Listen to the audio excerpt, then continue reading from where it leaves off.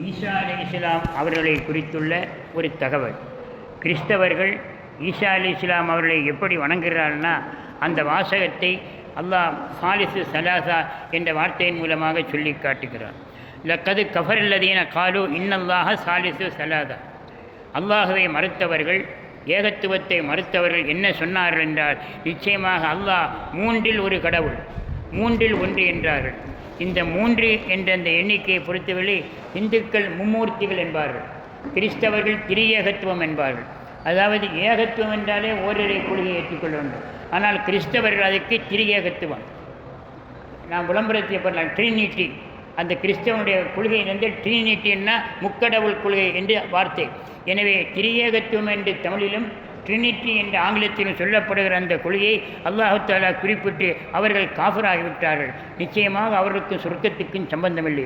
வமாமின் இலாஹன் இல்லா இலாஹும் வாஹிதன்.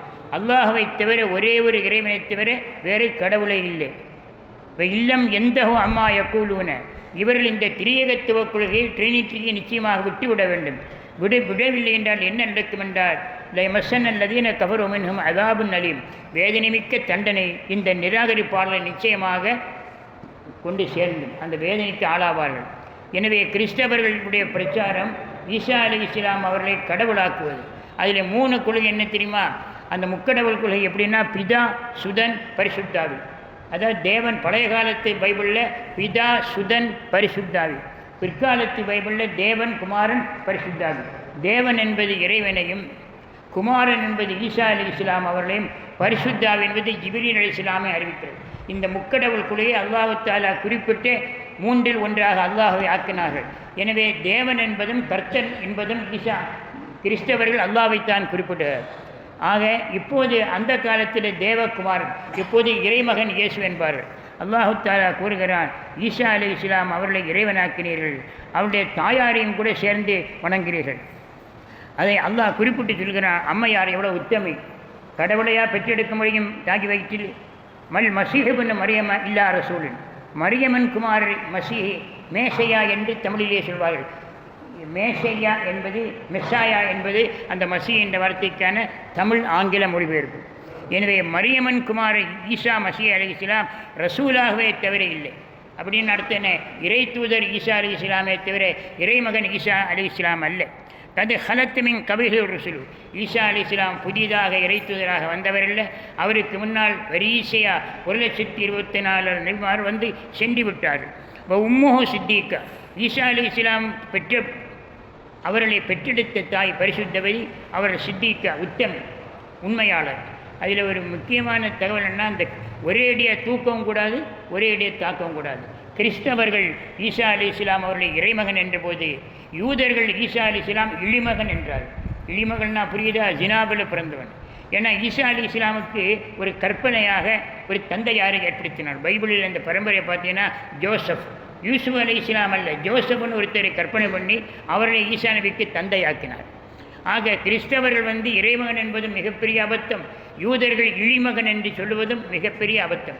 ஈசா அலைஹிஸ்ஸலாம் அவரை குழந்தையாக கையிலே தூக்கி கொண்டு வந்தார்கள் மரியம் அம்மையார். உடனே யா உஹ்த ஹாரூன், ஹாரூன் சகோதரி மரியமே, என்ன செய்து விட்டாய்? அபாண்டமான காரியத்தை செய்து விட்டாய். எந்த ஆண்மகனும் உன்னை தொடவில்லை, இப்போது கையில் குழந்தையோடு இருக்கிறாளே.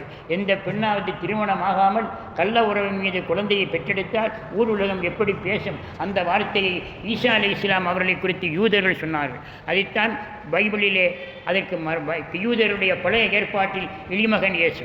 எனவே இறைமகன் என்ற வார்த்தை என்பது ஒரே அடியாக தூக்குவது. ஈசா அலைஹிஸ்ஸலாம் அவர்களை நாம் எப்படி மதிக்க வேண்டும் என்று புர்தா ஷெரீஃபில் புஸ்ரி இமாம் ரஹ்மத்துல்லாஹி ஒரு வார்த்தையை சொன்னார். புர்தா என்பது தமிழ்நாடு முழுவதும் உள்ள மதரசாக்களில் மகரிபுக்கு பிறகு வெள்ளிக்கிழமை ஓதப்படுது. எல்லா மதரசாக்களிலும் புர்தா ஓதப்படுது. நமது முகமது குட்டி ஹஜரத்து அவர்கள் ரஹிமஹுல்லா அவர்கள் தனியாக ஒரு புர்தாவே நமது மதரசா மாணவர்கள் இங்கும் கேரளாவிலும் ஓத வேண்டும் என்று புதிதாக ஒன்றை பிரிண்ட் செய்தார்கள், பிழையில்லாத வடிவத்தில். அதனுடைய சிறப்பை பாக்கியாத்து சாலிஹாத்துடைய நிறுவனரும் உணர்ந்தார்கள். தாய் கல்லூரி பாக்கியாத், அந்த மதரசாவுடைய நிறுவனர் அல்லாமா அப்துல் வஹாப் ஹைலா ஹஸரத் அவர்கள் புர்தா ஷெரீஃப் ஓதப்பட்ட காரணத்தினால தன்னுடைய பேத்தியின் கணவர் நிவாரணம் பெற்று அவர் அற்புதத்தை அடைந்தார். பாக்கியாத்துடைய வரலாறு கூறுகிறது. எந்த அளவுக்குன்னா, புர்தா ஷெரீஃப் ஓதுகிறார். ஓதும்போது அவர்கள் சொன்னார்கள் ஐலாசிரத்து ரஹிமவுல்லா பாக்கியாத்துடைய நிறுவனர், புருதா ஷெரீஃபை எல்லோரும் ஓதுவோம், மாணவர்களை அழைத்து 3 முறை ஓத வேண்டும் என்று சொல்லும்போது ஒரு முறை ஓதி முடித்தாகிவிட்டு, 2ஆம் முறையும் புருதா ஓதி முடித்தார்கள். 3ஆவது முறை ஓதும் போது கொஞ்சம் அடி தொடங்கியிருப்பாங்க, ரசூலுல்லா வந்துட்டாங்கன்னு சத்தம் போட்டாங்க. ஐலாது ரசூலுல்லா வந்துட்டான்னு யாருக்கும் தெரியவில்லை, அவருடைய பார்வையில் தெரிந்தது. அல்லாஹுடைய ரசூலை பார்த்து ஆச்சரியம் என்ன தெரியுமா, மையத்தை போல படுத்திருந்தார் பேத்தியின் கணவர். எல்லோரும் கைவிட்டு விட்டார். அந்த காலத்தில் இது நடந்தது 1919. 1919 எங்கே, 1909. அந்த காலத்தில் மருத்துவ வசதிகள் எல்லாம் செய்தும் பயனில்லாமல் டாக்டர் கைவிட்டார்கள். இன்னும் மௌத்தை தவிர வழியில்லை. அப்படி படுத்திருந்த அவருடைய பேத்தியின் கணவர் அல்லாமா அப்துல் ரஹீம் ஹசரத் அவர்கள் மையத்து போல படுத்திருந்தாங்க. ரசூலுல்லா வந்துட்டாங்கன்னு ஐலா ஹசரத்து சொன்ன உடனே உணர்ச்சி வசப்பட்டு படுத்திருந்தவர் எழுந்து உட்கார்ந்தார். என்ன ஒரே சத்தமாக எல்லாரும் என்ன சுற்றி உட்கார்ந்துருக்கீங்களேன்னு கேட்டாங்க. அப்படின்னா இவ்வளவு நிலைமை சுயநிலைவை திரும்பியது. கடைசியில் என்ன நடந்தது, அவர்களுடைய கண் விழித்தார்கள், மையத்தை போல படுத்திருந்தவர்கள் கண்ணை திறந்தார்கள், எழுந்து உட்கார்ந்தாங்க, கால பூமியில் பதித்தாங்க. அல்லாஹ்வுடைய கிருபையில் அவருடைய முழு நோயும் குணமானது. பாக்கியாத்தில் 16 வருடங்கள் அல்லது 13 வருடம் பிரின்சிபாலாக இருந்தாங்க. இப்போ அல்லாஹ்வுடைய அருளை பாருங்கள். அந்த புருதா ஷெரீஃபு அதில் பூசிரிமா ரஹமத்துல்லாஹி ஈசா நபி குறித்து நாம் எப்படி கருத வேண்டும் என்பதை சொல்லுகிறார்கள். தஅமத்தஅத்துஹுன் நஸா ராஃபி நபியிஹிம் தஅமத்தஅத்துஹுன் நஸா ராஃபி நபியிஹிம் வஹக்கும் பிமா ஷைத்த மத்ஹன் ஃபீஹி வஹத்துக்கும். கிறிஸ்தவர்கள் எப்படி ஈசா அலைஹிஸ்ஸலாமை மதித்தார்களோ அப்படி மட்டும் ரசூலுல்லாவை மதிக்க, வேறு எப்படி வேண்டுமானாலும் புகழ். அப்படின்னா இறை தூதர் ஸல்லல்லாஹு அலைஹி வஸல்லம் அவர்களை இறை தூதர் என்றுத்தான் மதிக்க வேண்டும். கிறிஸ்தவர்கள் ஒருபடி மேலே போகணும். ஈசா அலைஹிஸ்ஸலாம் மேலானவர்களா, எம்பெருமான் ஸல்லல்லாஹு அலைஹி வஸல்லம் மேலான அப்பட்டமாக தெரிகிறது. தில்க ருஸுல் ஃபல்லல்னா பஅதஹும் அலா பஅத். ரசூல்மார்கள் எல்லோரும் சமமான அந்தஸ்தல்ல, சில ரசூலை விட நாம் சிறப்பித்தோம். அல்லாஹ்வுடைய ரசூல் விளக்கம் சொன்னார்கள். அந்த 1,24,000 நபிமார்கள் 313 பேர் முர்சல். நபிக்கு ரசூலுக்கு வித்தியாசம். ரசூல் என்பதற்கு புதிய ஒரு ஷரியத்து வரும், அவர்களுடைய முந்தின ஷரியத்தை கேன்சல் ஆகும். நபின்னா அல்லாஹ்வுடைய செய்திகளை கொண்டு வரக்கூடிய வகை மூலமாக வந்தோம். ரசூல் அதை விட எண்ணிக்காது 313 ரசூல். அதில் 25 ரசூலுடைய பேர் தான் குர்ஆனில் வந்திருக்கு. அந்த 25 பேரில் 6 பேரை உலுல் அஸ்ம், ஈசா அலைஹிஸ்ஸலாம், மூசா அலைஹிஸ்ஸலாம், இப்ராஹிம் அலைஹிஸ்ஸலாம். அந்த 6 பேரில் கடைசியில் 2 பேரை ரசூலுல்லாஹி ஸல்லல்லாஹு அலைஹி வஸல்லம் ஹலீலுல்லாஹ்னு சொன்னாங்க.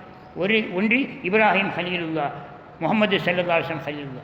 இப்ராஹிம் ஹலீலுல்லா மக்க ஹஜ்ஜில் கூட இப்ராஹிம் ஹலீலுல்லா ஸ்ட்ரீட்னே இருக்குது. வெறும் இப்ராஹிம் ஸ்ட்ரீட், இப்ராஹிம் அலைஹிஸ்ஸலாமுடைய பேரில் கஅபாவிலிருந்து வெளியே வருவது இப்ராஹிம் ஹலீலுல்லா ஸ்ட்ரீட். அல்லாஹ்வுடைய ஹலீல் 2 எம்பெருமான் ஸல்லல்லாஹு அலைஹி வஸல்லம், 2வது இப்ராஹிம் அலைஹிஸ்ஸலாம். அதனால அத்தஹியாத்தில் கூட அவங்கள பேர் பார்த்தீங்களா, எவ்வளோ முக்கியமான விஷயம்.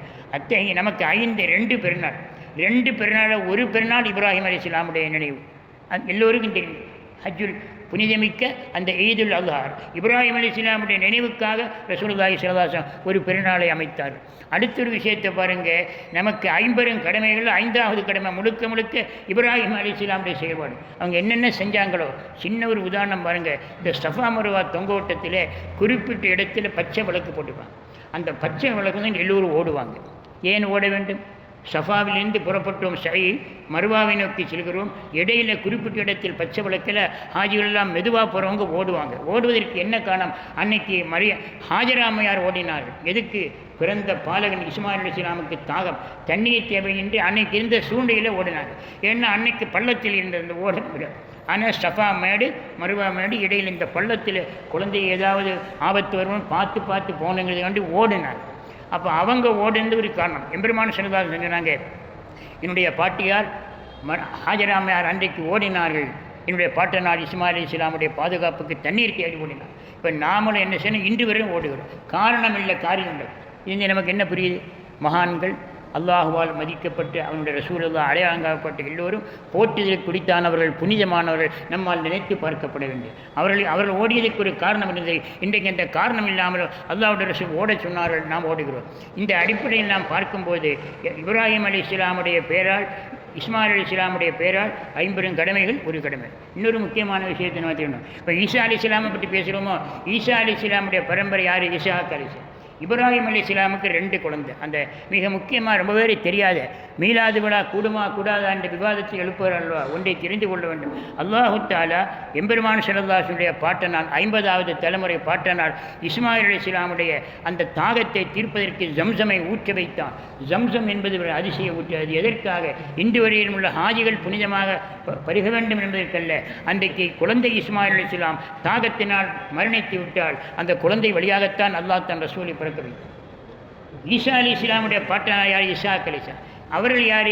இப்ராஹிம் அலைஹிஸ்ஸலாமுடைய மூத்த மகன் இஸ்மாயில் அலைஹிஸ்ஸலாம், இளைய மகன் இஸ்ஹாக் அலைஹிஸ்ஸலாம். ஆனால் மூத்த மகன் இப்ராஹிம் இஸ்மாயில் அலைஹிஸ்ஸலாம் வழி ஒரே ஒரு தூதர் எம்பெருமானார் ஸல்லல்லாஹு அலைஹி வஸல்லம் தவிர வேறு ரசூலே கிடையாது. இப்ராஹிம் அலைஹிஸ்ஸலாமுடைய மூத்த மகன் இஸ்மாயில் அலைஹிஸ்ஸலாம் வழியாகத்தான் ஒரே ஒரு ரசூல். அதுதான் எல்லா ரசூலுக்கும் முத்திரைய ரசூல். ஆனால் இஸ்ஹாக் அலைஹிஸ்ஸலாம் இளைய மகன் இப்ராஹிம் நபிக்கு அவர்கள் வழியாக வரிசையாக ரசூல் அதில் கடைசியாக வந்தது தான் இஸ்ஹாக் அலைஹிஸ்ஸலாம். அந்த யூதர்களுக்கு கிறிஸ்தவர்களுக்கு ஒரு ஆத்திரம் என்ன தெரியுமா? அல்லாஹ்வுடைய ரசூலுடைய அற்புதத்தை எல்லாம் பார்த்தாங்க, உணர்ந்தாங்க. இவர் நிச்சயமாக பைபிளில் சொல்லப்பட்ட கடைசி தூதர் இவர் தான். எல்லா அங்க லட்சணங்களும் அடையாளங்களும் அப்படியே இருக்கிறது. இவர் தான் இறுதி தூதர். ஈசா அலைஹிஸ்ஸலாம் சொன்ன தூதர் இவர் தான் விளங்கினாங்க. ஆனால் அவர்களுக்குள்ள அந்த ஈகோ என்ன பிரச்சனை? இவர் இஸ்மாயில் நபி குலத்தில் பிறந்தார், இஸ்ஹாக் நபி குலத்தில் பிறந்திருந்தால் நாம் இறை தூதராக மதிக்கிறான். அந்த பாரம்பரியம் பதவி மோகம் பாரம்பரிய வரட்டு கௌரவத்தினால தான் மறுத்தார். அது அல்லாஹ்வே குர்ஆனில் சொன்ன சொந்த மகனை ஒரு வாப்பா தெரிவதைப் போல் அவர்களுக்கு தெரியும் எம்பெருமான் ஸல்லல்லாஹு அலைஹி வஸல்லம் எப்படிப்பட்ட தூதர். ஆனால் அவர்கள் அதை மறுத்தார். இப்படி பார்க்கும்போது இப்ராஹிம் அலைஹிஸ்ஸலாம் அவர்களுடைய சிறப்பு ஹலீலுல்லாஹ் என்ற 2இல் 1. ஆனால் ஈசா அலைஹிஸ்ஸலாமை பற்றி ரூஹுல்லாஹ், ஈசா அலைஹிஸ்ஸலாம் ரூஹுல்லாஹ், அல்லாஹ்வுடைய ரூஹ். அந்த அல்லாஹ்வுடைய ரூஹ்னு சொல்ல காரணம் அல்லாஹு தஆலா எந்த தாயினுடைய உதவி இல்லாமல் மரியம் அம்மையாருடைய வாயில கருவறையில் ஊத வைத்தான். அதுக்கு ஊதுவதற்கு என்ன தெரியுமா? கருவறையில் எப்படி ஊதுவது? மரியம் அம்மையாருடைய ஆடை மேலாடை, அந்த மேலாடையின் கழுத்து துவாரம் இருக்கிறதுவா, அதில் ஜிப்ரீல் அலைஹிஸ்ஸலாம் வந்து ஊதின உடனே ஈசா அலைஹிஸ்ஸலாம் கருவானார். அதைத்தான் பைபிளில் சொல்லுவாங்க, ஆதியில் கர்த்தர் வார்த்தையாக இருந்தார், வார்த்தை கர்த்தரானார். அப்போ கர்த்தர் அல்லாஹ் சொல்லி காட்டுகிறான், குன் ஃபயக்கூன். அல்லாஹு தஆலா கலிமத்துன் அல்காஹ், குர்ஆனில் என்ன சொல்லலாம்? கலிமத்துன் அல்காஹ், மரியம் அம்மையாருடைய வயிற்றில் போட்ட வார்த்தை ஈசா அலைஹிஸ்ஸலாம் குர்ஆன் சொல்லுது. அதையும் கிறிஸ்தவர்களும் ஆதியில் கர்த்தர் வார்த்தையாக இருந்தார். அப்படி இருந்த பிறகு அடுத்து அல்லாஹ் ஒரு செய்தி சொல்லலாம், அவருடைய தாயாரையும் கடவுளாக்குறீங்க, ஈசா நபியையும் கடவுளாக்குறீங்க. அதிலும் பாருங்கள், இன்ஃபேண்ட் ஜீசஸ்ன்னு ஒரு செக்ஷன், குழந்தை இயேசு, குழந்தையிலே இறை தூதராகி விட்டார், இறை மகனாகி விட்டார் என்று அல்லாஹ் கேட்கிறான். கானா ஏக்குலானி தாமா, உம்மாயும் மகனும் 2 பேரும் சாப்பிட்டாங்க. இறை தூதர்கள் சாப்பிடுவார்கள், மலக்குகளுக்குத்தான் சாப்பாடு இல்லை. நீங்கள் இறைவன் என்று சொல்லியிருந்தால் அவருக்கு உணவே தேவையில்லாமல் இருக்கும். மலக்குகளுக்கு அல்லாஹ் அந்த சிவத்தை அந்த தன்மையை வச்சான். கானா ஏக்குலானி தாமா, ஈசா அலைஹிஸ்ஸலாமுடைய தாயார் மரியம் அம்மையார் 2 பேரும் சாப்பிட்டு வந்தாங்க. உன்துரு கைஃப நுபய்யினு லஹும் அல்-ஆயாத்தி சும்மன்துர் அன்னா யூஃபக்கூன். நபியே, சிந்தித்து பாருங்கள், அவர்களுக்காக இந்த கிறிஸ்தவ சமுதாயத்துக்காக நம்முடைய வசனங்களை நாம் எவ்வளவு தெளிவாக விவரிக்கிறோம். எனவே இவர்கள் எப்படித்தான் திரிந்த போகிறார்களோ என்று சொல்லி உண்ணக்கூடியவர் இன்னொரு சொல்லி காட்டுகிறான். உணவை உண்ணக்கூடாத உடலை நாம் ஈசா நபிக்கு ஏற்படுத்தல். அல்லாஹ் தஆலா மனித உடலை பசி என்று வைக்க. இப்போ நோன்பு என்பது எதற்கு? மலக்குகளைப் போல நமக்கு பசி இல்லை என்ற நோன்பில் அர்த்தமே இல்லை.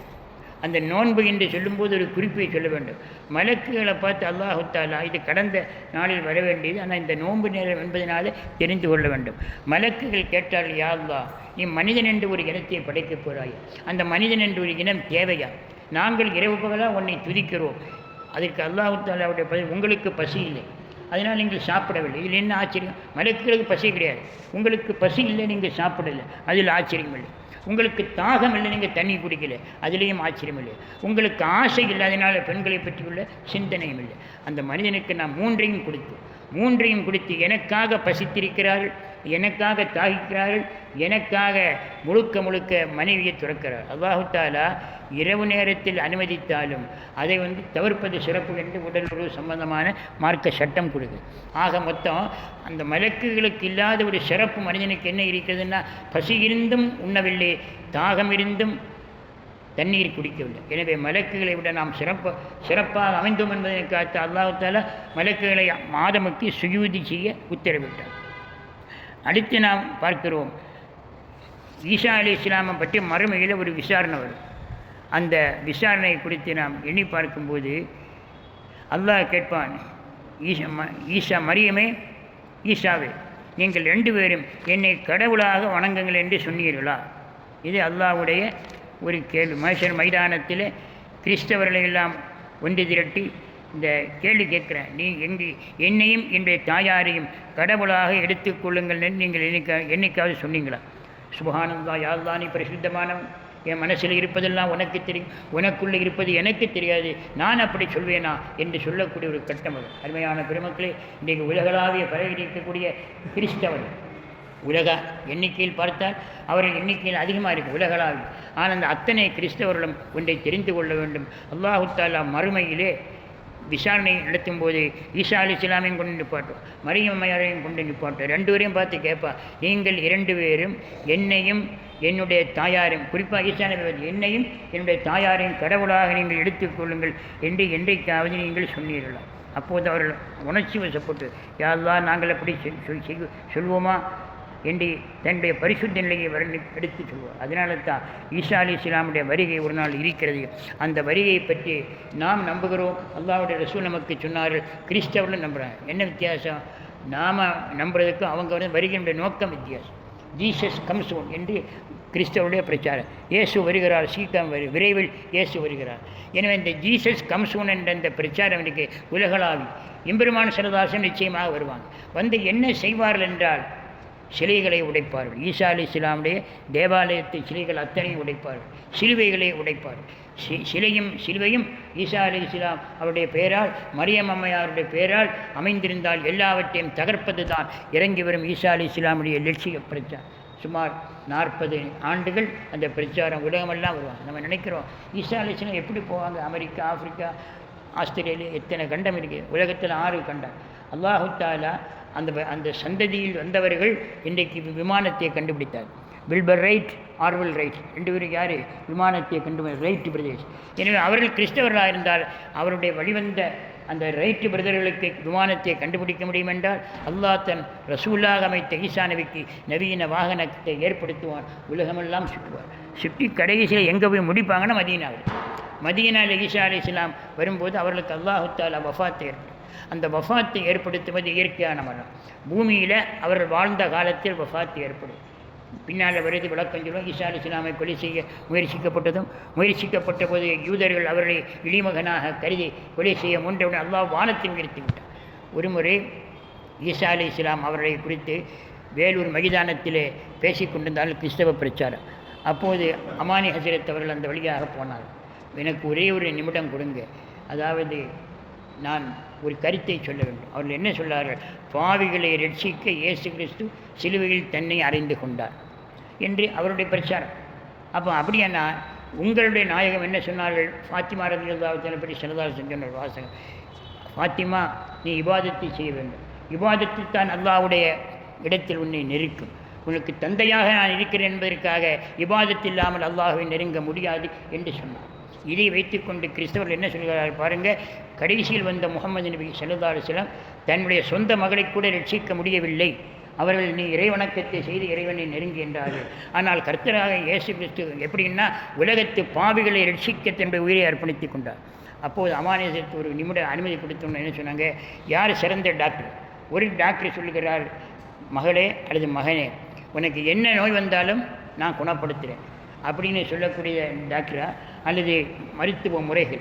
நோய் வந்தது ஏன், இனி வராமல் இருப்ப தடுப்பு முறை, அந்த ஆலோசனைகளை சொல்லக்கூடிய மருத்துவர் சிறந்தரனா அப்படி தலை தொங்க விட்டாங்க. இது ஒரு மிகப்பெரிய தமிழகம் தழுவிய அளவுக்கு வேலூர் கோட்டை மைதானத்தில் நடந்த கிறிஸ்தவ பிரச்சார மிஷனரியிலே அவர்கள் பேசிய போது பதில் சொல்ல முடியும்.